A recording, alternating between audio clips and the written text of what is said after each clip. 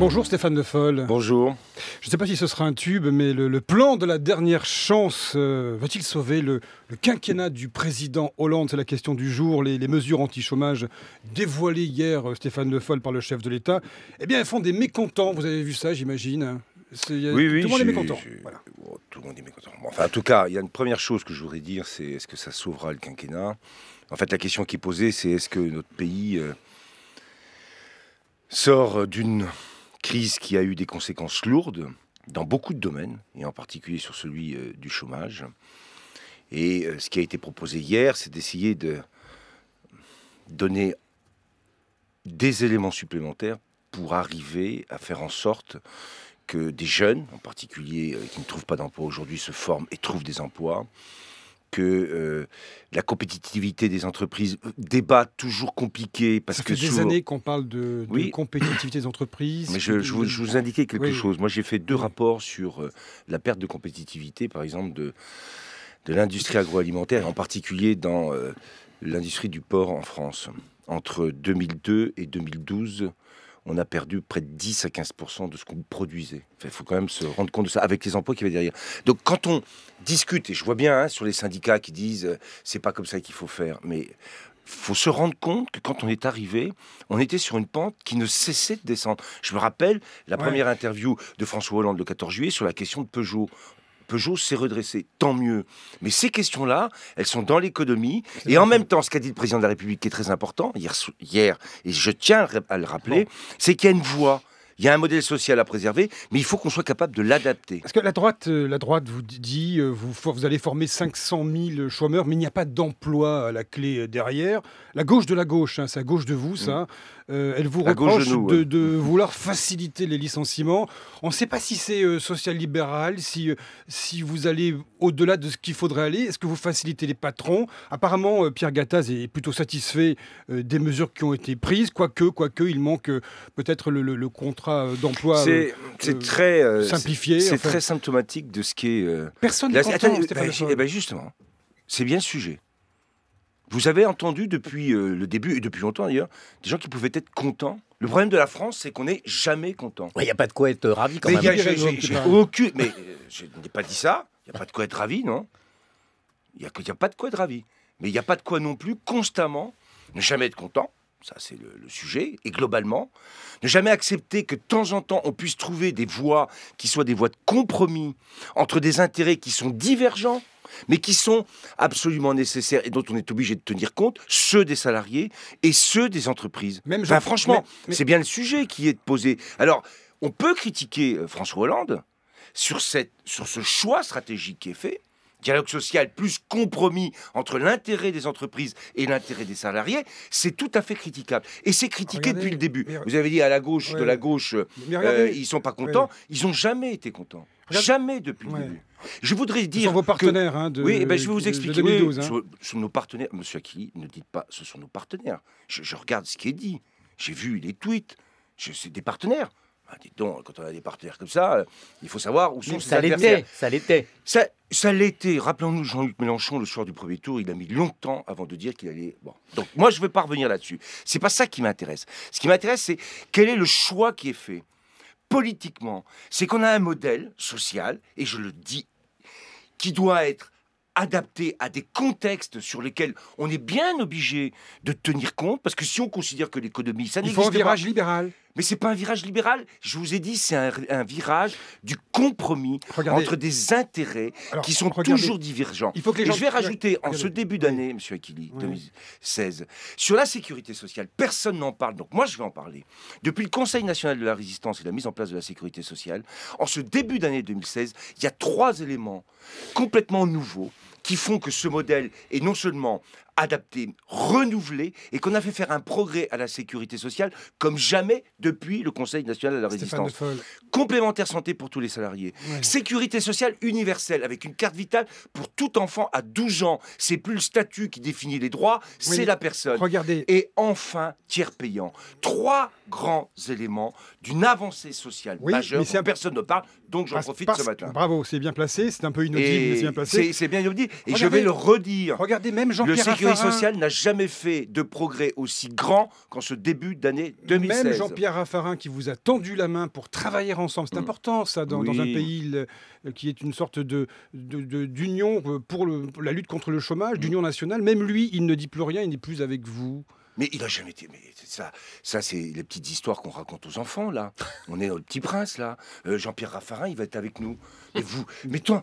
Attendez, avec vous, tout ça... sur ces questions d'emploi. Mais que Jean-Pierre Raffarin ait des idées et qu'il ait fait des propositions et qu'on puisse se mettre d'accord, c'est ça qu'il a fait. Il a dit, je veux un pacte pour l'emploi. Une fois qu'il a dit ça, après, il dit plus rien, il attend les propositions, et qu'est-ce qu'il fait? Il critique. Parce que son sujet, et c'est normal, je ne lui reproche pas. Jean-Pierre Raffarin, ça va être de faire un choix d'ici 15 jours pour la primaire à droite. C'est tout. Mais moi, je ne lui reproche pas. Mais il ne faut pas qu'on se trompe. Il ne faut pas qu'on se raconte des histoires tous les matins sur France Info. C'est pas ce qu'on fait. Hein. C'est bien pour ça que je suis là. Oui. Ce matin sur France Info, le rapport de la Cour des comptes qui sort recommande de baisser les allocations chômage pour renflouer l'UNEDIC. Est-ce que c'est une piste que vous allez accepter? D'abord, c'est une piste de la Cour des comptes, et la discussion sur l'assurance chômage, c'est par définition une discussion entre syndicats et patronat. Quel est le sujet? Le nombre de chômeurs augmentant, et ça c'est la vérité, et se stabilisant depuis tout juste la fin de l'année dernière, et il faut qu'il baisse. On a un problème de financement de l'ensemble du système de l'assurance chômage. C'est la vérité. Oui. Vous avez deux voies. Vous avez les recettes, c'est les cotisations, d'ailleurs la Cour des comptes évoque aussi cette possibilité avec une augmentation de 0,1% des cotisations sur l'assurance chômage. Et puis vous avez les dépenses. Cet équilibre, là encore, est-ce qu'on peut tranquillement se poser une seule question? L'essentiel et l'enjeu fondamental, c'est de pérenniser un système d'assurance chômage. On a bien compris. Oui, mais non, c'est pas simplement ça. C'est comment on fait pour ne pas remettre en cause ce qui existe et qui permet à des salariés d'avoir une assurance chômage quand ils perdent leur emploi, et comment on fait pour le pérenniser, si ce n'est en équilibrant les comptes. On fait quoi? Bonsoir. Eh bien, c'est pas moi qui déciderai, puisque c'est une discussion avec les partenaires sociaux. Le sujet sparadrap du moment, vous y étiez hier soir. Oui, la déchéance de nationalité. Oui. Bureau national du PS hier, pas de décision, c'est la chienlit. Non, c'est pas la chienlit. C'est le débat. Jean-Marc Ayrault, lui, il préfère une déchéance de citoyenneté. Martine Aubry, elle ne veut pas opposer les nationaux, les binationaux. Elle n'a pas tort, non? Sur ce débat, il y a des précautions à prendre. Qu'est-ce que c'est la décision C'est quoi l'idée? De quoi parle-t-on? On parle de ce que l'on doit faire face à des gens qui auront été condamnés par la justice, pour des actes de terrorisme. Vous avez dit des chances pour tous. Je rappelle l'objectif. Deuxièmement, la nation française, si je reprends Renan, c'est l'idée d'un plébiscite tous les jours et d'une volonté de vivre ensemble et de partager un destin.